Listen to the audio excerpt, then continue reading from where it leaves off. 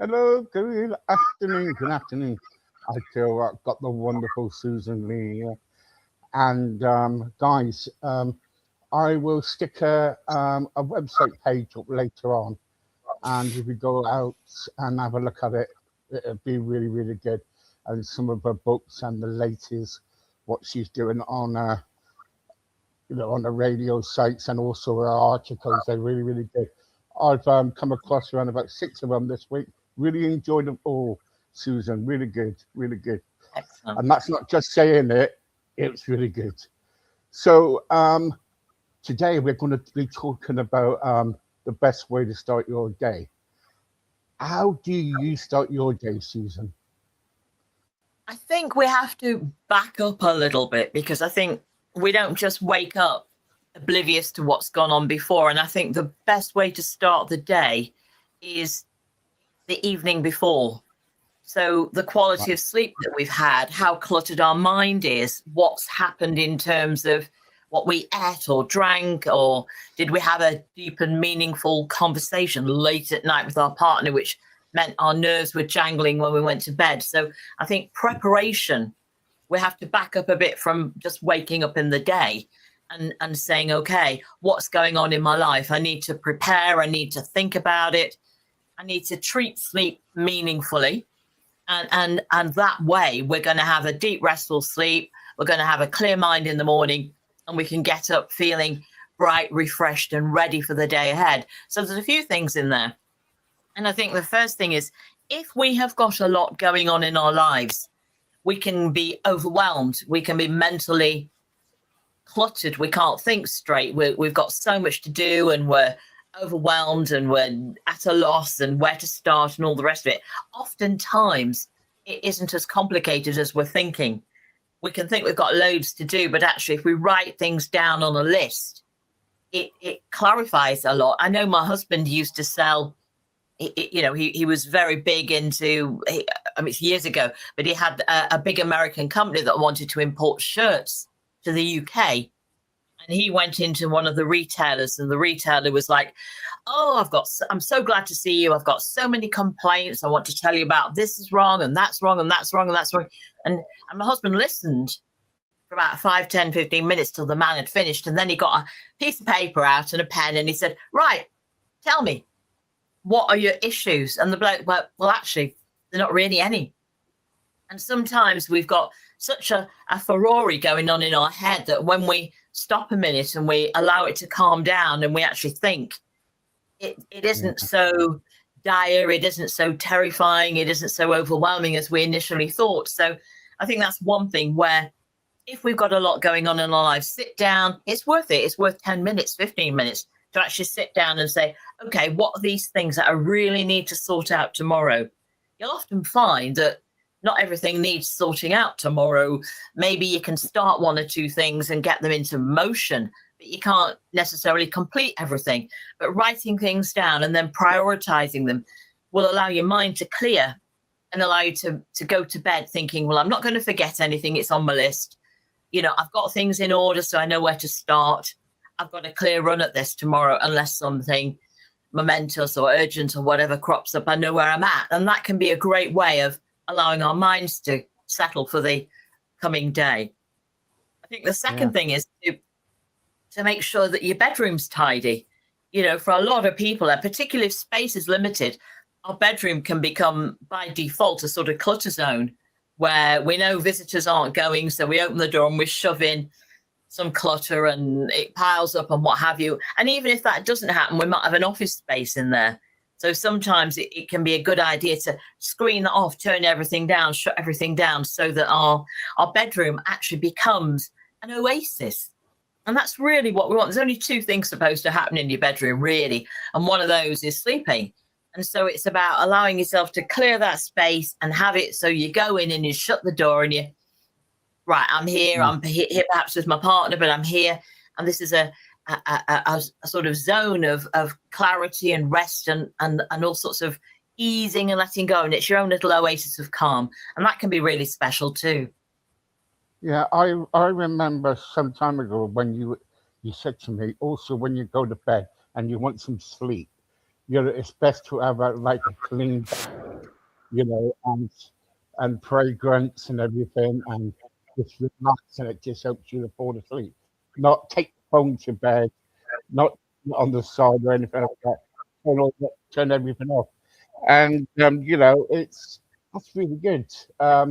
Also, Yeah, I one think winding down, setting yourself a target of saying, right, I'm going to wind down for a couple of hours before I go to bed. So you're absolutely right. You turn off your tech. You decide you're not going to check in again on your social media.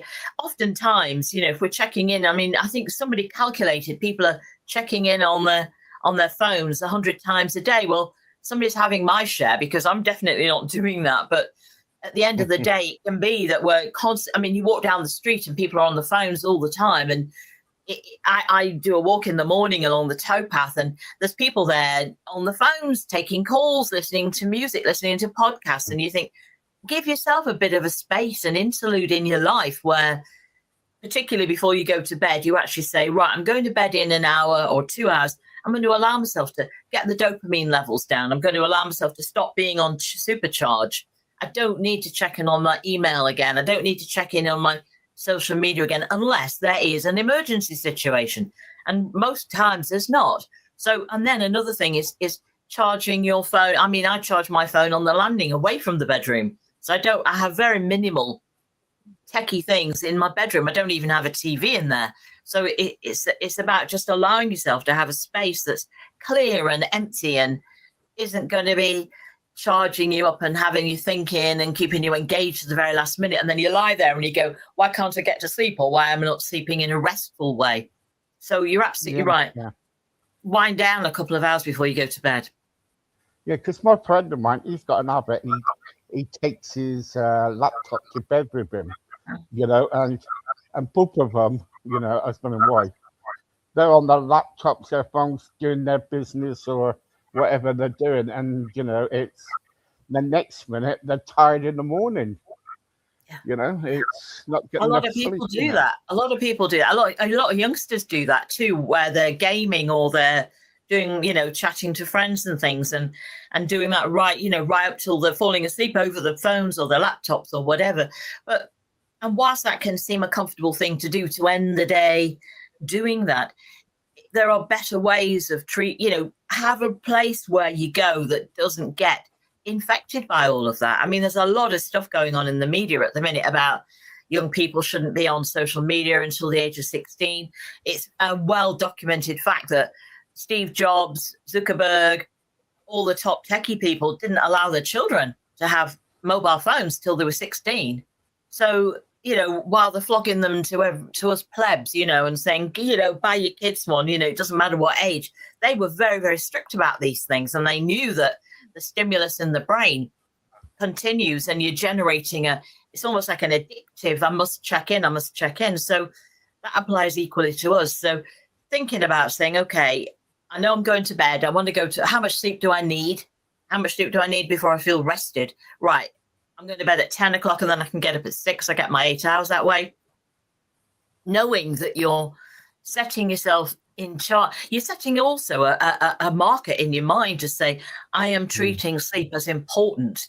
So I know that, you're actually setting your mind in a positive way to actually focus on sleep. And it sets up a good routine for you where you have what's called good sleep hygiene. You set up a good routine and things like clean sheets on your bed. And as I say, a clutter-free area and where the place just feels good and it smells good and it's not too warm, it's not too cool. The whole thing about treating sleep as important is really a special thing to do. Yeah, it's nothing good for clean sheets, isn't it, on the bed? Absolutely. It's on the top of a lot of people's list of what gives them the most happiness. Clean sheets are actually oftentimes featured right up in the number, somewhere in that first 5. So yes, absolutely. So that's the whole thing about, how best way to start the day. They're the things that I'd say put into place before you're actually thinking about waking up. And those are things that we set in. If we set those into position, then we are almost in the right zone to say, okay, I'm looking forward to the coming day because I've set everything in place so that I'm prepared and I'm fully rested and I'm going to wake up feeling bright-eyed and bushy-tailed. So that they're the things to actually do. Some of us, though, we're not like that. So how do we maintain, like when we're going through challenging times? Because sometimes we're always kind of like, we're getting up, but we're not worried about it. We're just falling asleep on the sofa or doing anything, so we're tired. How do we maintain, during challenging times, because, yourself, everybody gets busy, and sometimes, the day is just gone completely. I says to Michelle, I says, let's go for a walk or something. But then the time you do everything, it's a waste of time. Well, it's about organisation, isn't it? I think one of the things we can certainly do before we go to bed, it's nice to get some fresh air, particularly if you're working in an office or somewhere out of the way all day. So you can, if you think about it, you can put your dinner on to cook in the oven and go for a walk then while it's cooking. It's about planning. It's about thinking things through. It's about just taking a little bit care to be a bit better organised. And oftentimes, if we've had some fresh air, some sunlight, a bit of stimulus, we've relaxed our bodies, we've had a walk, we've maybe gone for a pleasant chat with a friend or a partner or the kids or whatever, and then we can go to bed again feeling relaxed. We've done a good day, we've networked with our family, we've had a special time there. I think the thing about waking up in the morning is about, first of all, it's about waking up, and there's a couple of things before. If we're busy, of course, there's a lot going on. And as I say, a list can sometimes be helpful there. We feel we're a bit better in control. If we have things written down and we prioritize them, that can help us to feel less at the mercy of what's actually happening in our lives. But I think the thing about waking up in the morning is allow yourself. Somebody I know wakes up early because she's got a very busy household. She's got a couple of kids who are neurodivergent, autistic kids. She's got a husband who has to go to work early. So she makes a point of getting up at 4:00 in the morning. Now, I get up at 5 anyway, but even that sounds early to me. But she gets up early, sits in the kitchen, has a read of a book, makes herself a brew, and just has a quiet hour or so before the household kicks off. And that can be worth doing for her. That's a massive investment, and she finds it really, really beneficial and a great way of helping her manage quite a chaotic lifestyle. So getting up, and sometimes if we lie in bed and we're having pressing the snooze again on our alarm, and you're having, I'll have another 5 minutes, another 10 minutes, that can actually mean that when we wake up, we're more jaggedy, more unrested, more out of sorts than if we just got up straight away. Sometimes lying in and dozing off again cannot be as helpful, or it's tempting to stay there and we're cozy, but it's not always the best way to do.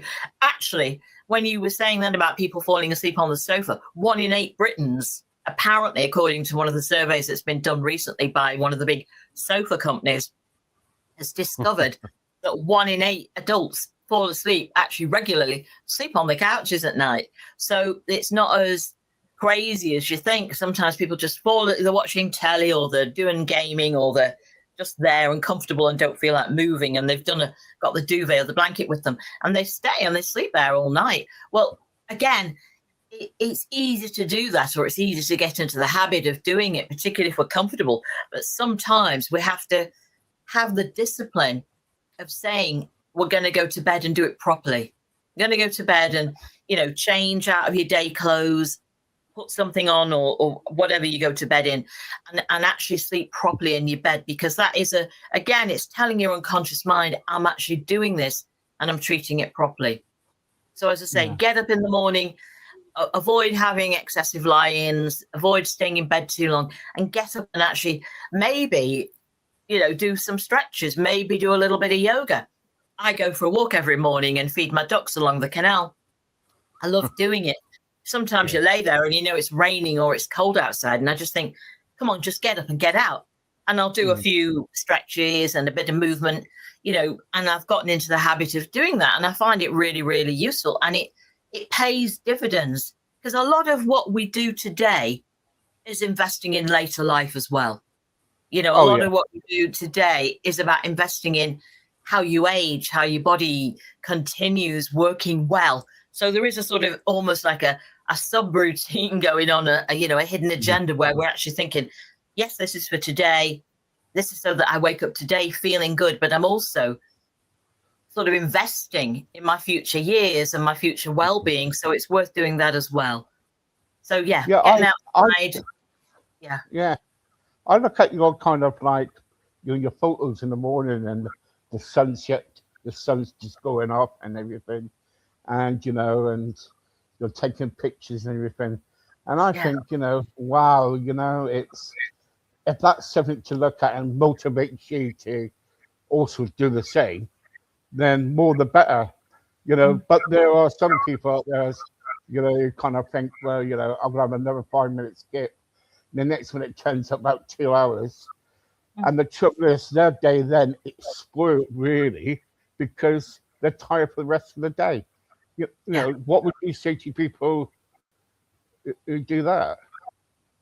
Well, I'd say actually think it through, because I know people who, and it's understandable, but some people are in a situation where they perhaps don't have a job, or they're struggling a bit with their health or their mental health or motivation, or they're in a precarious situation work-wise, emotionally wise, and they're lying in bed and they perhaps vaguely get up about 11 or 12 o'clock in the day, and then they're still in the PJs, the pajamas, and they're thinking, I'll get changed shortly, and it gets a bit later, and there may be some food and have a drink and watch a bit of telly. There's no point me getting out of my PJs because we're putting them back on again soon.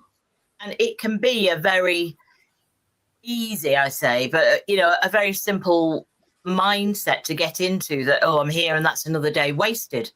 And oftentimes, I mean, this is the thing, isn't it? How much time do we have? And about making the most of today, getting up early, it can sometimes be useful to have a motivator. I mean, there's days I don't feel like getting up. I don't shut my curtains, so I get up as I get up, and I hear the birds in the morning, and at the minute I'm getting about 5-ish, 4:45, 5 o'clock.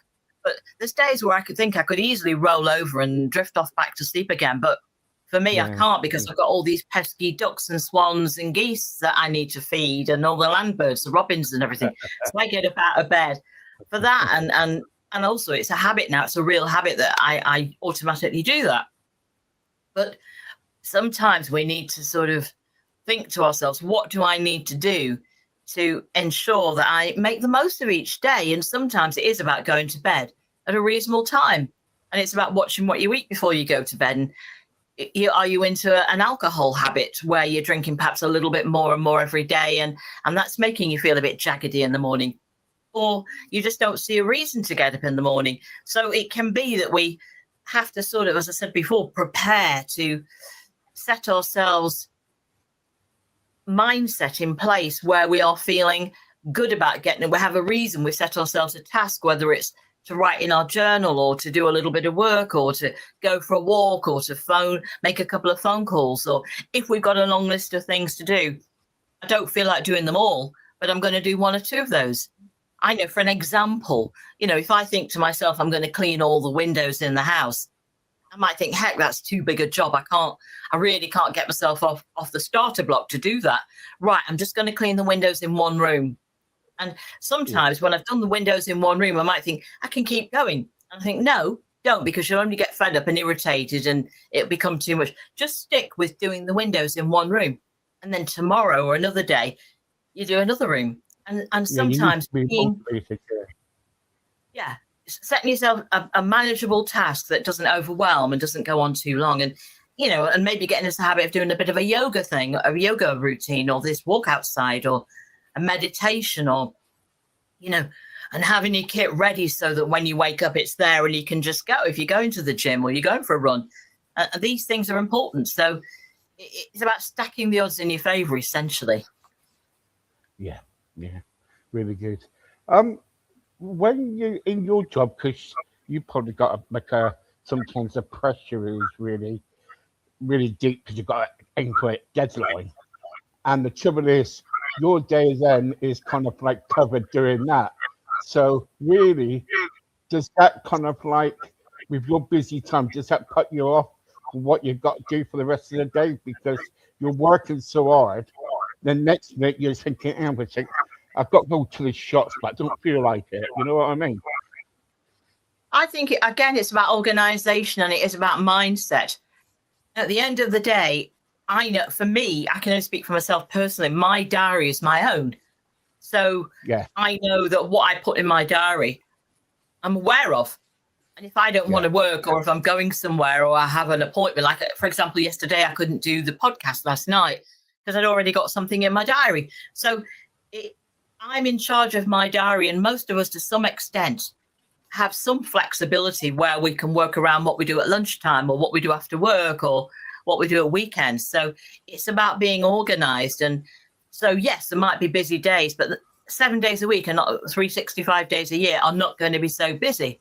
And there's going to be some space, some opportunity to negotiate.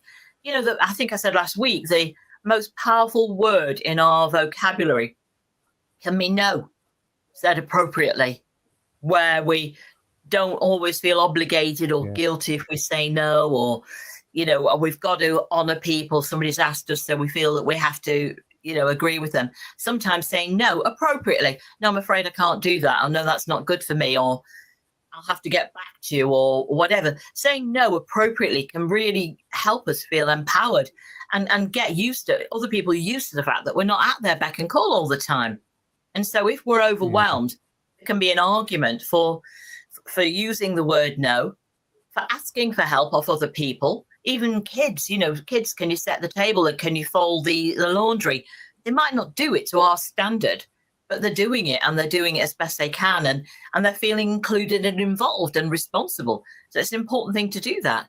So allowing other people to help, asking for help. Sometimes it's worth paying to get a cleaner in if you can afford it. Sometimes that money spent buys you some free time, and the money you've spent is worth it because you get some free time, because you've paid for a cleaner or a gardener, or you have your shopping delivered, or whatever it might be. Sometimes these, or a nanny or whatever, it can be useful to spend a bit of money, invest a bit of money into freeing up some time for yourself.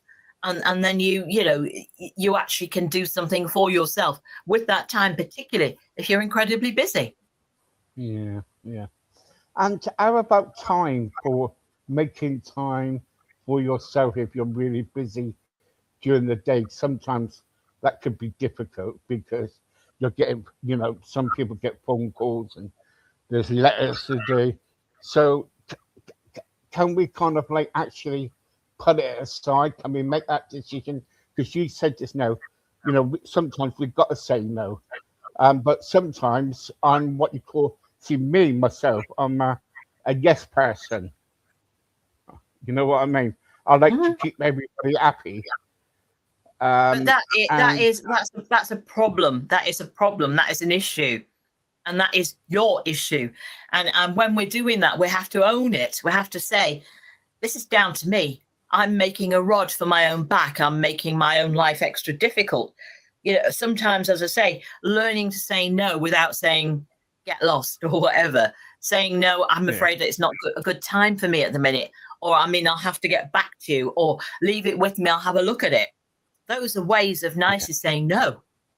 But we actually need to reclaim, because if we become a doormat, if I've got loads and loads and loads of clients, and I'm seeing all these clients back to back, and they're almost running over each other, and I open the door and two others fall in through the door. What use am I going to be? How good a therapist am I going to be? How good of a friend am I going to be if I'm living in that situation all the time? I'm going to be irritable, overtired, under-resourced, not any enthusiasm. I might become unwell as a consequence. I'm not helping anybody by running myself ragged or saying yes to everything. And also the other problem with saying yes all the time is that people learn to expect it of you. If you're doing everything for everybody, they can start becoming a little bit belligerent if you're not available. You always do this for me, and why isn't it? Why is my food not here, and all the rest of it? So you're actually grooming your friends to become very entitled and unappreciative of you. And sometimes saying no actually helps people respect you and your time rather more. So, otherwise you have people rocking up every day and every hour of every day and phoning you up all the time. Whereas if you treat people and properly and say, look, this is when your appointment is. I remember one of my clients kept on turning up, and I allow a lot of time. I allow oftentimes about 2 hours, and she was regularly late, and she was getting later and later every appointment. And I would start the session when she arrived. So I was teaching her that it was okay for her to be late. And this particular time, she's about an hour 15 late for a 2 hour appointment. She said, oh, I'm sorry I'm late. I said, no matter, we've still got 45 minutes left. And she was shocked because she thought, oh, I thought I was going to get my 2 hours. But I thought, no, I'm giving you my time every time you're late. It's just not on, honey. So after that, she made a point of making sure that she left the house in time to make the most of her appointment.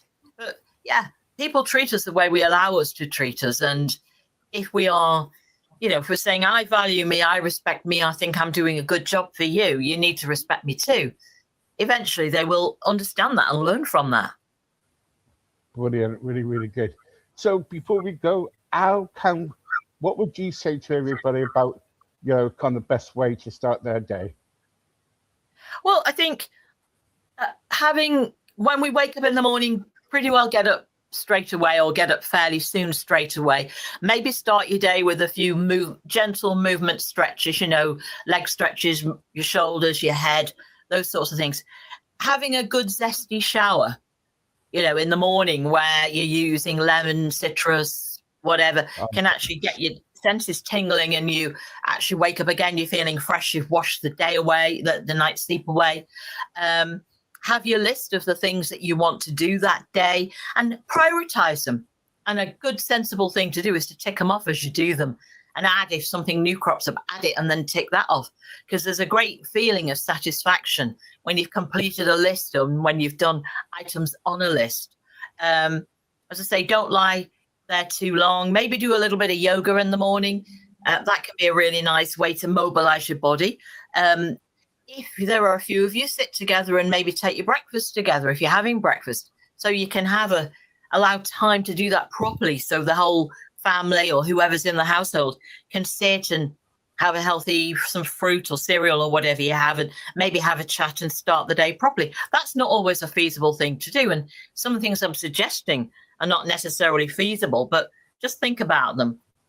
Another thing, maybe get off the bus a stop early, or walk a little bit further from where you go, so that you are allowing yourself time to walk. And you maybe bump into people that or people who are going in the same direction as you, but get off the bus a stop early. Whether you're going to school or work or whatever, it can, again, give you a little bit of exercise, a little bit of sunshine, an opportunity perhaps to meet and touch, get in touch with people, nod your head and say hello. And also sometimes having something at the end of the day where you're looking forward to it. So it's meeting a friend for lunch at midday, or after work, or in the evening, you've got something to look forward to. So these are things that can actually help your day feel better and more motivated, and a more positive start to the day. Thank you so much. And that was Susan Lee, and you can actually kind of find out more information later on the website, and also some other channels. We'll put all that up. Thank you, Susan, once again. You're really a pleasure, and thank you so much. And I wish you a good day, and speak to you soon. Thank you. Great to chat.